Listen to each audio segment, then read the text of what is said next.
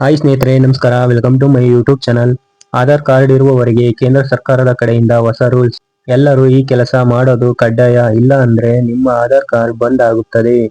ಇತ್ತೀಚೆಗೆ ಯಾವುದೇ ಸರ್ಕಾರಿ ಕೆಲಸಗಳಾಗಿರಲಿ ಅಥವಾ ಯಾವುದೇ ಖಾಸಗಿ ಕೆಲಸ ಆಗಿರಲಿ, ಆಫೀಸ್ಗೆ ಹೋದ್ರೂ ಸಣ್ಣ ಪುಟ್ಟ ಕೆಲಸಗಳಿಗೂ ಹಾಗೂ ಬ್ಯಾಂಕ್ಗಳಲ್ಲಿ ಮೊದಲು ದಾಖಲೆಯಾಗಿ ಕೇಳೋದು ಆಧಾರ್ ಕಾರ್ಡ್. UIDAI ಹೊಸ ರೂಲ್ಸ್ ಜಾರಿಗೆ ತಂದಿದ್ದು, ಆಧಾರ್ ಕಾರ್ಡ್ ಇರೋರು ತಪ್ಪದೆ ಈ ಕೆಲಸ ಮಾಡುವುದು ಕಡ್ಡಾಯ. ಇಲ್ಲ ಅಂದ್ರೆ ನಿಮ್ಮ ಆಧಾರ್ ಕಾರ್ಡ್ ಇನ್ನು ಮುಂದೆ ಕೆಲಸ ಮಾಡೋದಿಲ್ಲ, ಬಂದ್ ಆಗುತ್ತದೆ.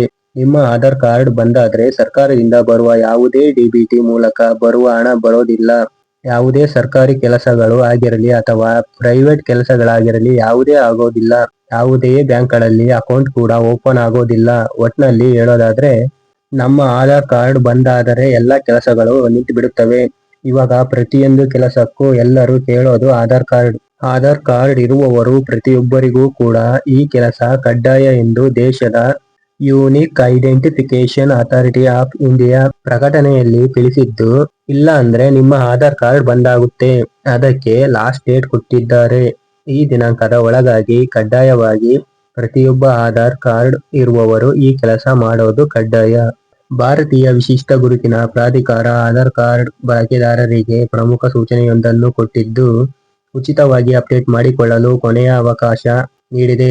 10 ವರ್ಷದ ಹಳೆಯ ಆಧಾರ್ ಕಾರ್ಡ್ ಇದ್ದರೆ ನಿಮ್ಮ ಆಧಾರ್ ಕಾರ್ಡ್ ಪಡೆದು 10 ವರ್ಷಗಳಾಗಿದ್ರೆ ಮತ್ತು ಈ ಅವಧಿಯಲ್ಲಿ ನೀವು ಒಮ್ಮೆಯೂ ಆಧಾರ್ ಕಾರ್ಡ್ ಮಾಹಿತಿಯನ್ನ ನವೀಕರಿಸದಿದ್ದರೆ ತಕ್ಷಣ ಈ ಕೆಲಸ ಮಾಡೋದು ಉತ್ತಮ. 10 ವರ್ಷಗಳಲ್ಲಿ ಜನರ ಹೆಸರು, ವಿಳಾಸ, ಮೊಬೈಲ್ ನಂಬರ್ ಬದಲಾವಣೆ ಆಗಿರುವ ಸಾಧ್ಯತೆ ಇರುವುದರಿಂದ ದಾಖಲೆಗಳನ್ನ ಪರಿಷ್ಕರಿಸುವುದು ಕಡ್ಡಾಯವಾಗಿದೆ.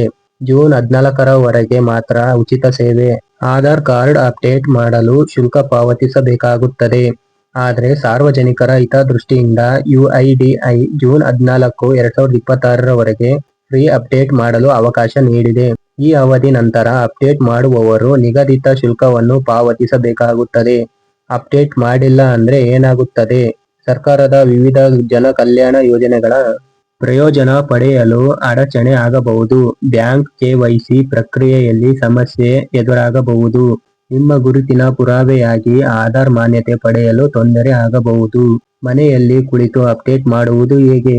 ನೀವು ಆಧಾರ್ ಸೆಂಟರ್ಗೆ ಹೋಗದೆಯೇ ಆನ್ಲೈನ್ ಮೂಲಕ ಸುಲಭವಾಗಿ ಈ ಸ್ಟೆಪ್ಗಳನ್ನ ಅನುಸರಿಸಿ ಅಪ್ಡೇಟ್ ಮಾಡಬಹುದು.